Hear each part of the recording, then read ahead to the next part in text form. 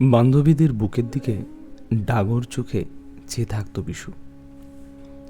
আমাদের ক্লাসরুমে টিনের চালা, গ্রীষ্মকালে দরদর ঘাম, মেয়েদের ঘামে ভেজা শরীর নিয়ে যার পরনায় কুৎসিত মন্তব্য করত সে। বন্ধুরা কেউ বারণ করলে খিস্তি দিত মা বাপ তুলে। আমাদের চালার পাশেই একখানা বৃহদাকার ঝুড়িওয়ালা শ্যামলাবাটি বট গাছ। আমরা ক্রিকেট খেলতাম তার গায়ে উইকেট এঁকে। একবার ক্রিকেট খেলার সময় বল হারিয়ে ফেলেছিলাম বলে বিশু আমার কলার ধরে মেরেছিল খুব। আমার শীর্ণকায় গঠন, নিরুপায় আমি সেই থেকেই বিশুকে সমঝে চলতাম খুব। ক্লাসের মেয়েদের সকলের তখন বয়স সন্ধির কাল। বিশুর চোখে মুখে লালসার ছাপ স্পষ্ট। বিশু জন্মগত অনাথ। যেইবার ক্লাস 9-এ পরপর 2বার ফেল করে স্কুল থেকে টিসি পেল বিশু, আমরা বন্ধুরা, বিশেষত মেয়েরা, যেন হাঁপ ছেড়ে বাঁচল এক প্রকার। তারপর দীর্ঘ স্কুল এবং কলেজ জীবনে আর কখনো মোলাকাত হয়নি বিশুর সাথে। শুনেছিলাম ওদের মামাবাড়ির গায়ের চটের মিল নাকি কাজ নিয়েছে বিশু। বিশুদের মামাবাড়ি কোকিলডাঙ্গা। কোকিলডাঙ্গায় আদি বাড়ি ছিল মালিনীদেরও। আমাদের স্কুলে টিফিন দিতে আসতো মুরারি কাকু। মালিনী তার মেয়ে, আমাদের চেয়ে 1 ক্লাস ছোট। স্বাদ ভরে উঠে একখানা কাল ধূসরিত হারকিউলি সাইকেলে চড়ে মালিনীকে স্কুলে দিতে আসতো মুরারি কাকু। তারপর শহরের সমস্ত স্কুলে সাইকেল করে টিফিন বিলি করা কাজ করত তার। একদিন স্কুল থেকে টিফিন দিয়ে ফেরার পথে না জানি কেন ট্রাকের তলায় সিঁধিয়ে যেতে ইচ্ছে করে মুরারি কাকুর। পরদিন স্কুলে এসে প্রার্থনার সময় প্রধান শিক্ষিকা জানিয়েছিলেন আমাদের মুরারি কাকু আর নেই। মুরারি কাকু নেই, কিন্তু মুরারি কাকু না থাকলে টিফিনের ঘন্টা বাজালের পরে কে তবে আমাদের এনে দেবে প্রজাপতি বিস্কুট, মধু লজেন্স, বাদাম চাকতি, মৌরি গজা? কতবারও ভেবেছিনু আপনারে ভুলিয়া, তোমারও চরণে দিব হৃদয় খুলিয়া। মালিনী রবীন্দ্রসঙ্গীত গাইলে পরে আমাদের চালা ঘরের পাশে বটতলা হাওয়া দিত বেশি। আরো 2খানা গরু চড়তে চড়তে ঘাস খেতে আসতো স্কুলের মাঠে। মালিনী গাইলে পরে কদম ফুলের ঘ্রাণ আসতো বাতাসে। মালিনী আমাদের ডাকতো দাদা ভাই বলে, আমরা ওকে ডাকতুম বুনিয়া। মুরারি কাকু চলে যাওয়ার সময় যেন মালিনীর কণ্ঠস্বরও নিয়ে গেছিলেন নিজের সাথে করে। মালিনী আর কারোর কোনো কথাতেই রাগ করত না। কেবল আমরা বুনিয়া বলে ডাকলে নিজের শীতল মলিন মুখখানি জুড়ে একখানি অমলিন হাসি ডেকে আনত বড় কষ্ট করে। শৈশবের মাহারা মালিনীদের ঘরখানা মুরারি কাকু চলে যাওয়ার পরে কেমন শ্মশানের মতো শান্ত হয়ে এসেছিল। একদিন সেই একাকিত্বই সইতে না পেরে শুনেছিলাম দূর সম্পর্কের কোনো এক খুড়ো মশাইয়ের দায়িত্বে স্কুলের সমস্ত পাঠ চুকিয়ে মালিনীও ফিরে গেছিল গায়ে। সেই বছর বার্ষিক অনুষ্ঠানে আর কেউ গাইল না। জগৎ জুড়ে উদার সুরে আনন্দ গান বাজে। স্কুলের পাঠ সেরে আমরাও সবাই নিজের মতো বড় হয়ে উঠলাম।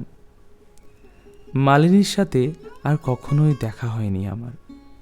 শুধু বাতাসে হঠাৎ কোথাও কদম ফুলের ঘ্রাণ ভেসে এলে মনে পড়ত মালিনীর পাখির মতো কণ্ঠস্বর, ভেজা মাটির মতন গলার সুর।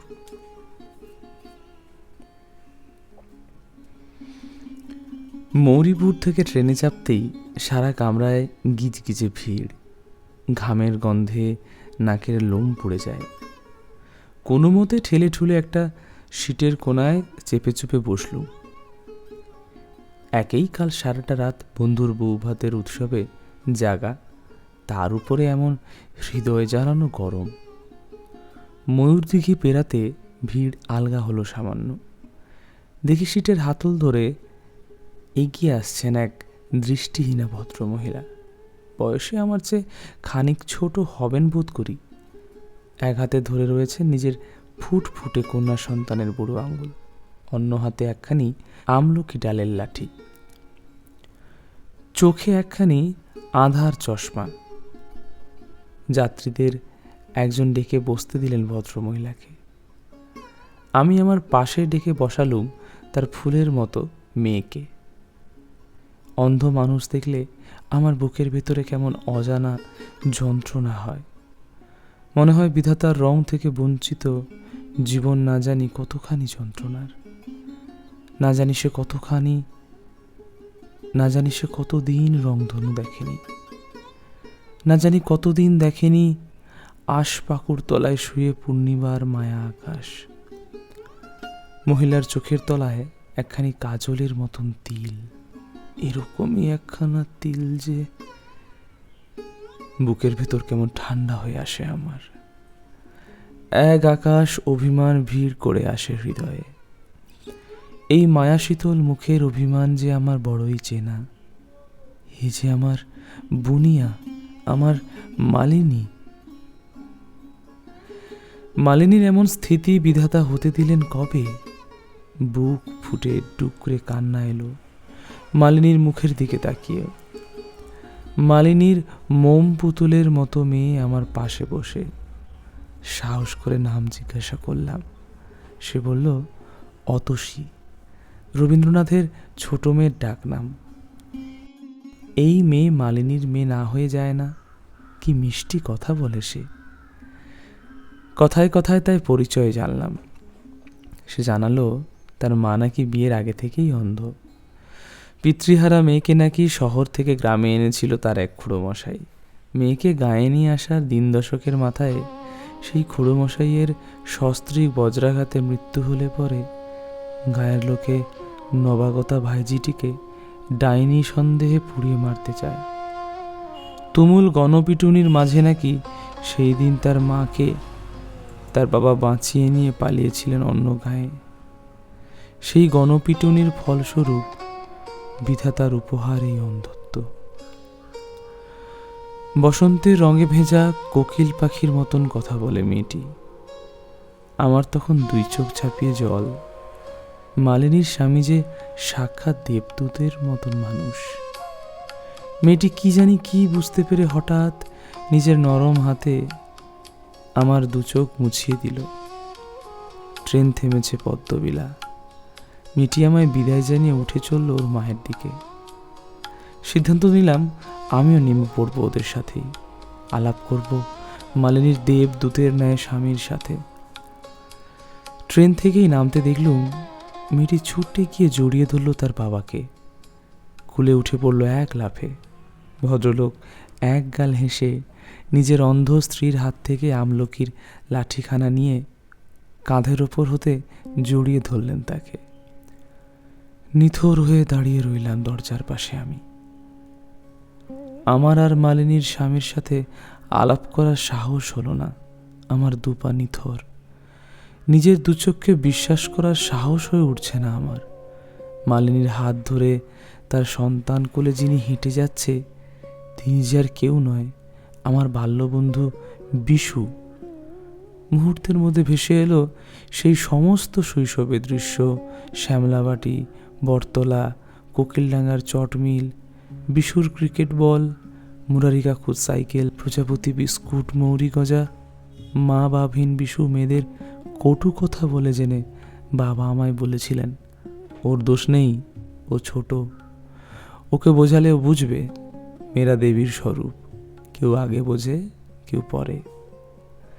মালিনীর মেয়েও তো বলেছিল তার বাবা নাকি তার মাকে নিজের মেয়ের মতন ভালোবাসে, মাথায় করে রাখে। এ কোন বিশুকে সচক্ষে আজ প্রত্যক্ষ করছি আমি। ট্রেন ছেড়ে যাচ্ছে পদ্মবেলা। পাহাড় প্রমাণ ভাবনা নিয়ে নিথর আমি ট্রেনের সিটে বসে। বাচ্চা মেয়েটির মোমের মতন হাতে ধরা এক গুচ্ছ জারুল ফুল সে ফেলে গেছে সিটের পাশে।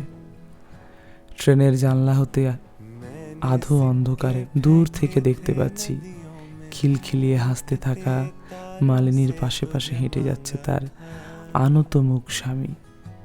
গুটি গুটি পায়ে হেঁটে যাচ্ছে আমার বুনিয়ার এক ফালি রূপকথার সংসার। মুখে এসে লাগে গোধূলির কাঁচা মিঠে হাওয়া। মালিনীর হাত ধরে হেঁটে যাচ্ছেন তার স্বামী। হেঁটে যাচ্ছে বিশু, আমার বন্ধু বিশু।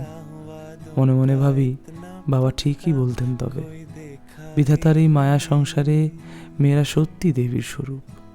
কেউ আগে বোঝে, কেউ পরে। देखे मैंने तेरे जैसा कोई महका ही नहीं।